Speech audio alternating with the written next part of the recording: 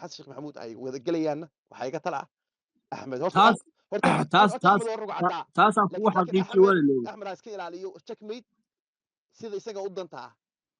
ha ku socdo waana ogahay axmed inuu taasaan kugu xaqiijiyo ugaas garad taa aan kugu xaqiijiyo aniga jubbaland cid iga iyo waqti gadasho meesha waa la ishayaa waxaa socda siyaasad baa socota waxyaalaha kale halkay naga dhigan niman siyaasiyiin ah oo culus oo qaarna dalkii maamul goboleedyo xukumaan qaarna ay yihiin dadkii dee originalka ahaayo reer muqdisho oo caasimaddan muqdisho joogto oo wax kastaa dhici karaan ayaa hor joogay marka waa la odhan karaa daacad bay ka ahayd waxaa kaloo la odhan karaa waqti gadashay ka ahayd oo waqtigu isagu isleeyahay munaasib iyo cidda munaasibka uu tanaasulo si halka uu iyadana political goal u dhasho anu saasaan u qabaa xasan inuu meeshaa ka watay anu siyaasi baan ahay siyaasiyiinta waa naqaanaa xasan wuxuu ogaa weligaa waxaa la dhahaa waxaa jira erey english oo leedahay aim higher haddaad rabtid boqolkiiba boqol weligaa boqolkiiba boqol ha shuud garay waxaa shuud garaysaa boqolkiiba 500 laano challenges baa ku imanaya levelkaagii boqolkiiba 500 400 aad aim garaysay waad ogtahay inaad gaareen laakiin waxaa garantii kuu noqonaya boqolkiiba boqol aad rabtay marka odaygaani waa siyaasi iyo wuxuu islahaa aim higher ii sheegay intuu rabay ayuu wuxuu islahaa marna yaan hoos looga dhigin marka waxyaalo kale waqti gadasho ah oo adag oo xiisada kale waxaa jira wax kaloo la yiraahdo siyaasadda kamid tahay tension baa la abuuraa tensionka marka la xaleeyo for example maanta anigu halka fadhina aniga ay yara jiq igu yara tahay oo rabay inaan wax fushado markaan waxaan fushado garan waay adigan feer ku bilaabaya waxaa laga mashquulayaa wixii hore waxaa lagu mashquulayaa ragga kala celiya maxamed iyo qadar kala celiya hadhow marka la kala celiyo maxaa ninka rabti wallahi waan garaacaya wallahi waan samaynaya aakhirtaanka tii arabe noqonaysaa si aniga la qanciyo marka madaxweynuhu powerkii buu haystaa qalinkii waa sax waana siyaasi oo waxna waa siyaasad marka tension buu abuuray aim higher mabda ah buu sameeyey si uu isagu sida ugu wanaagsan oo uu rabo ay u dhacdo wayna muuqata hadda raggii ugu mashquuliyey dadkii kulligu mashquuliyey ay ugu dameeyeen kuwa maastamata bixinta maanta iyagii waxa leeyahay maxaan ula hadli weyday maxaa kuwa ula hadashay kuwan ula hadli weyday war maxaad khabar ula hadashayo aniga ila hadli weyday xasan oo bay taagan tahay sheekh shariif soo ma jeedid marka waa siyaasad waa shaxda siyaasadeedna haddaadan fahansanayn checkmate baa lagu dhufanayaa haddaan wax xasan ma doodayo reality ka taagna marka xasan waa siyaasi inuu soo noqdo rabaa aynu taa ku heshiino suu ku soo noqon lahaa waa inuu samaysto wadadii marka wax soo kala leexin kara waa inuu mashquuliyo hadda maanta madashii mucaarad ku ahayd ugu adkayd oo ka baqayay laanu ninka maanta kismaayo jooga ama garow jooga kama baqayo uu fog yahay maalintuu siciidaan diyaarad soo qaato ama axmed diyaarad soo qaato oo xamar kasoo dego markaas khatar kala imanaysaa marka raggii xamar la joogay horta ka takhalusay haddii ba iscaayay isku mashquulsan marka waxaan kusoo koobiyaa kaliya walaal waxay ahayd political game kii socdayna waxaad moodaa in cid ku adkaatay cidna laga adkaaday no hard feeling ma kasko leeyahay no hard feeling hadaynu isfeerno oo aan ka gar helo oo adoo sii jeedo for example feer ku bilaabo oo hadhow marka ay aniga 5 feer adiga ku dhacdo anigana hal feer igu dhaco for example oo halka adiga madaxa ku qarxo no hard feeling way laana ma koro isocon marka aan waxaan aaminsanahay no hard feeling political game baa la ciyaaray shaxdiina checkmate baa cid lagu qabtay who's next I don't know سعيدني هذا maanta waa muuqataa checkmate waa inuu iska ilaaliyo ragga wixii ku dhacay waa inuu iska ilaaliyo axmed islaan waa inuu checkmate iska ilaaliyo wada hadaladan aan maqlay oo axmed islaan iyo xasan sheekh maxamuud ay wada gelayaanna waxaa iga tala axmed taasaan kugu xaqiijiyo waa leeyahay axmed iska ilaaliyo checkmate sida isaga u danta ah ha ku socdo waana ogahay axmed inuu taasaan kugu xaqiijiyo ugaas garad taa aan kugu xaqiijiyo aniga jubbaland cid iga dhow ma jirto marka arrintaas waxba salkama jiraan weeye waa qolaa barnaamijkaas ka abuurtay nuurudiin xaajina barnaamijkaas associated kama ahayn oo barnaamijku isagoo ka soo shaqeeya ma ahayn waxba arrintaas waa arrin waxba kama jiraan waxaan ka maqlay dad weliba dad waa gabdhe rag jubbalanders ah qabiil ahaan axmed isxigaan mabda ahaanna jubbalanders ah oo axmed tiimkiisa ah baan ka maqlay inuu kaas run yahay laakiin dawlad been uu noqon karaa may waan xaqiijinay marka barnaamijkaas waxba kama jiraan la abuuray oo been uu noqday marka waxba arrinkaas waxba iyada أحمد محمد السلام wuxuu yiri waxaan la shaqeynayaa madaxweynahan 2026 cusub ee Soomaaliya marka ninkan wax lagala shaqeeyo ma leh marka barnaamijkaas isaga waa aniga dabadeed cid ma weydiinaysan marka war soo dhawaada ninka la yiraahdo gel jira maxaad ku daraysaa adigu mise qoliyaha kale aan u gudba saaxiibkay midnimo isagu aha u gudbo anigu waxaan ku dara ma leh waxba kuma darayniyo waxbaan baranayaa wax dhageysanayaa xigmad badan baan maqlayaa wax badan baan idinka faa'iiday intii reedaan joogay aad iyo aad baan u mahadsantihiin haddee dadku waa dad anigoo kalaa oo noqda u baahan inay dhegeystaan arda ah oo inay dadka wax ka bartaan wax ka faa'iidaan iyo dad dee high IQ oo sophisticated adduunka waxay cabiraan yani siyaasadda sida ay u cabiraan mataqaanaa ay cajaa'ib tahay oo wax gaari kara aysan jirin caqli meerana marka ku socda waa idin dhegeysanayaa mar dhow hoos baa u deganayaa waxaan anigu meesha u joogay in aan twice prime minister baa waxaa lagu yiri meeshaana loogu gafay marka anigu saasaan u imid inaan mataqaanaa aan ka jawaabo dadka mataqaanaa gafka u geysanaya maxaa dhacay maamaha cusub baa soo baxday oo leeyahay soomaaliya istalacaayo leeyahay nin baan damcay haddaan la joogi lahaa gacan bay naga gaari lahayd intuu wasiir xoosh caayay moogta shalayto telefonkayga xitaa darbigaan ku dhuftay marka hoos baan ka dhegeysanayaa inaad difaactad laakiin waa soo qabsanayaa haddii lasoo qaado waa soo qabsanayaa geeljire aan su-aasha ku weydiiyey iyo ninka ka dambeeya laftigiisa khadar isu ninka su-aal weydiisay geeljire oo macnaha in adeerka noogu timi maya waa in adeerka baan difaacaya maxaa dhiba kugu haysa adiga ninka usoo bareera dee ku taageersan at least muliyan maahan asaga moogta maya cidnan uma gafo waa nin khiyaar weeye shaqadiisu haysta maya roob hilaaciisa wuu caddaystay aad baad u mahadsan tahay mar haddaad meesha wixii aad u timid baad sheegtayba in fariin lagu soo furo oo lagu yidhi halkaasaa x loogu gafeeyaa marka halkan cidna looguma gafin twice ex prime minister haa marka waxaanu ka sheekeynaynay waana in cabdirashiid cali sharmaarke marka waxaa taagan tahay aniga soomaaliyistaha aniga maayarta nahay lama taaban karo anigu bacaayi karaa saasaa leedahay anigu waxaan leeyahay horta inaan wada hadalna ma ahayn ugaas anigu waa iska daayey dadku mataqaanaa markii qabyaaladda laga hadlayo waxaan ku dhaqmaa sharciyadii qabyaaladda iyo hierarchigeedii iyo caste systemkeedii ugaaskaan la hadlayay hadda waa ka xumahay marka dee waa caynka waxba lagama bedeli karo waxaan leeyahay waa kaga jawaabaya laakiin soomaaliyeyste lacaayo leeyahay marka may hadalku intaas ku dhan yahay boqorkaygiiyow anigu waan ku wataa khadro intaan qofka la siin qolyahan afrika amerikaanka waxay isku yeeraan nega biiraan moogta wasaab nega waa hawl ka dhaxaysiga marka hadduu qof kaloo caddaana ama indhayri nega yidhaahdo way dagaalamaan laakiin iyagu waa soo ogol yihiin saaxiibkii geejir wuxuu taagan yahay ninkaas waa nega anaa nega ku oran kara laakiin cid kale nega kuma oran karto aad baan soo dhaweynaya sax wey marka ma ninka hadalkiisu yidhi way soo jiita aniga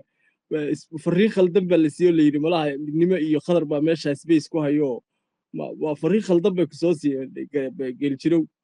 meeshan waxa weeye cidna looguma gafo maya niyahow wax kale oo mataqaan adduunkan casriga yani wax ceeb oo gaf weyn ah oo miisaanka iyo in laisku caayo oo fat shaming miyaa la yidhahdaa maaqaan baan maqlay in la samaynayey oo dadka dietkoodii ku mashquuliyeen adigu haddaa waxaysatay cun take care of yourself haddaad buran tahay haddaa caato tahay laakiin dadkaa ku mashquulin waa intaa unde maya totally waxa waaye those things aad ka hadlaysid meeshan waa ka mamnuuc annagu cidna dad akhyaar oo waaweyn baanu nahay marka inaan qof maya waxaasu qofkaasi cunaa qofka waxaasu jecel yahay qofkaasi wuxuu jecel yahay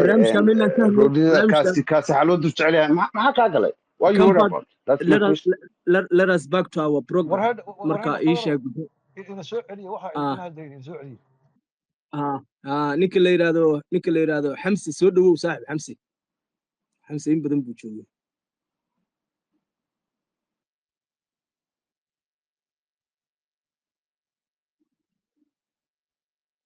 raba inuu odaga galo marka geeljiro annaga hana soo marin toos u aad odag haddaad gelaysa annaga cumar or xamsi ninkan oday buu noo yahay xamsi ma rabo miyaa inuu isagu okay waa ka gudbaynaa ninkan gacanta u taagan tahay waxaan leeyahay meesha ninka odaga xasan cali soo dhawow iyo maqrib labistay mahadsanid khadarow mudane khadar mudane midnimo mudane maxamed cilmi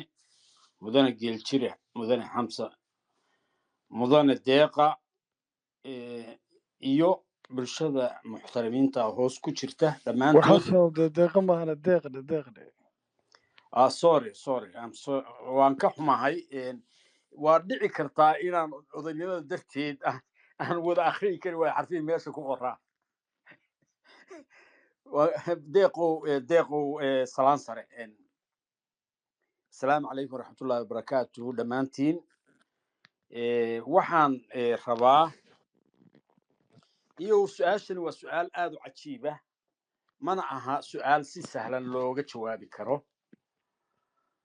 waxaan samayn karaa laakiin inaan isku dayo waa wax jira xaqiiqatan waa wax jira inay dadka soomaalidu siyaasiyiintoodu aanay is aaminin waxaanse u malaynayaa 3 arrimood inay ama 3daba ay tahay ama 3daas mid ka mid ay tahay ama 2 ka mid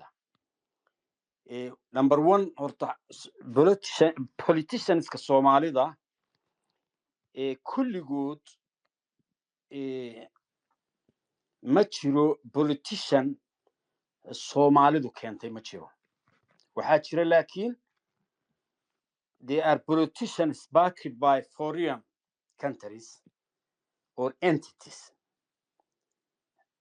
waan ognahay haddaan nidhaahno tirino hebel ka bilowno hebel ilaa hebel ku dhammayno qof ka faramaran dad dibadeed ma jiro markaad adigu siyaasi tahay marka waxa aan is aaminaynin ma aha Soomaalida ma aha not the politicians themselves ma dawladaha ay ka soo kala socdaan baan is aaminayn marka cidda aan is aaminaynin ma aha iyaga dhexdooda because haddaad ka fikirtid hadda teamkan oo dhan almost classmates bay soo ahaayeen football team bay soo wada ahaayeen kadib wax la yidhahdo dadka xamar joogi jiray berigii hore ay yaqaaniin bay wada ciyaari jireen bahal imbiri la yidhahdo xamar lagu ciyaari jiray bay wada ciyaari jireen sidaa darteed dad isgaranaya weeye wayna is aamini kari lahaayeen waxayna isticmaali lahayn kelmad la yidhahdo xalaal caleyk laakiin waxaanay sidaa u odhanayn waxa weeye dawladihii ay ka soo jeedaan ama waxaa jira wax la yidhaahdo ama dhaqaale ama morally ama politically dadkii ku dhinac taagnaa oo sababay inaad halkan timaado shaqay kuu dirsanayaan there's nothing free in politics markaa sidaa darteed dawladahaas weeye kuwa aan is aaminaynin xitaa hadday matelaan dawlada isku gruuba haddana danaha ay doonayaan oo dhan waxaa laga yaabaa inay isku gruub ka yihiin in hebel laga saaro meesha laakiin isku gruub kama aha wixii kale oo dhan taa waa qodobka labaad ma jiro organic politician Soomaalidu isaga oo Soomaali ah oo aan biyo la marin ama loo maaragtay aan cid kale ka soo agdhowaan oo Soomaaliga intuu miyi ka yimi ama uu gaalkacyo ka yimi ama baran ka yimi siduu halkaa u joogay buuriga ugu cunayay siyaasadda intuu soo galay weli Soomaaliya ma jiro sidaa darteed wuxuu imanayaa hadduu qof kasta oo marka anigu waxaan qabaa inaan qofkaasi uu ka maqan yahay saaxadda qodobka saddexaadna waxaan odhanayaa waxaa jira wax la yidhaha zigzag wax la yidhaha jira zigzag waxa weeye haddaan ka fikirno calaamad waa calaamad qalqalloocan oo marna kor hoosoo ilaa dacalka shishe sidaa haddii markaa meel sare laga soo bilaabana siday marba u leexleexanayso salka imanaysa laakiin line toosa kuma socoto taa macnaheedu waxa weeye qofka politicianka maanta waxa weeyaan waa xisbi hebel berri xisbigaasi joogtayn maayo oo weligii dabada ka wadi maaye negas mataqaanaa opportunity wuxuu ka eegayaa group cusub oo weligiiba aanu la shaqayn markaa siduu marba group ugu boodayo group kale ugu boodayo hadhow marka uu kor yimaado backgroundkiisa background check lagu sameeyo waxaa la eegayaa nin kale inuu dad kala duwan oo kala mabaadii ah oo different focus area kala wada ahaa inuu waxaasoo dhan marba mid kasoo mid ahaa marka sidaa darteed aad bay u adag tahay marka waxaa la rajaynayaa dhowaanna inuu negas falaid qaadan doono marka anigu waxaan u arkaa runtii in ay wax saasa ama u eg ama sidaas lafteedaba ah inay jirto ayna ka maqan tahay meesha Somali principle baa ka maqan waxaa ka maqan qabyaalad baa ka maqan xitaa qabyaalad male oo qabyaaliyiintu iyaga politicianska manipulate gareeya qabiilka laakiin qabiilku politicianska ma daduwo oo ma isticmaal marka waxaan u malaynayaa haddaan hadda ku soo dhowaado siyaasadda Soomaaliya waqtigan aniga oo aan in yar idhaahdo siyaasadda aan laga hadlayn laakiin aan u malaynayo inay intan anigu waxaan aaminsanahay xasan sheekh inuu wax fara badan waxaa jira wax la yidhaahdo bull and bush wax la yidhaahdo oo macnaheedu tahay marna soo dhifo waad soo jiidaysaa adaa soo jiidaya marka kalena dib baa u riixaysaa marka si ay wax u go'aan baa sidaa loo jilciyaa marka ninkaasi bulan bushtii uu muddo soo waday inay u suuro gashay hadda baan u malaynaya runtiina waa dabinkabood waxaan u arkaa anigu heavyweightkii niman badan oo heavyweight aan runtii odhan karo way yihiin oo siyaasadda hore u soo maray inuu cidlo kaga yimi dad dhexe oo markaa meel dhexe taagnaa oo iyagu in la nominate gareeyo oo group intay la xabada ritaan hadhow groupkaasi wax iyaga ka dhigo doonayeyna wuu xushay ama ha xusho ama iyaga ha ku dhex darsado ama siduu bulan bushta ugu jiray ha u soo go'eene ani waxay ila tahay ninkaasi inuu wax badan oo uu qorsheynayay ay u suuroobeen waana ku mahadsan yahay at least haddii uu yidhi waxbaan ka kacaya idina wax ka kaca waxaan aad ugu qoslay oo aan very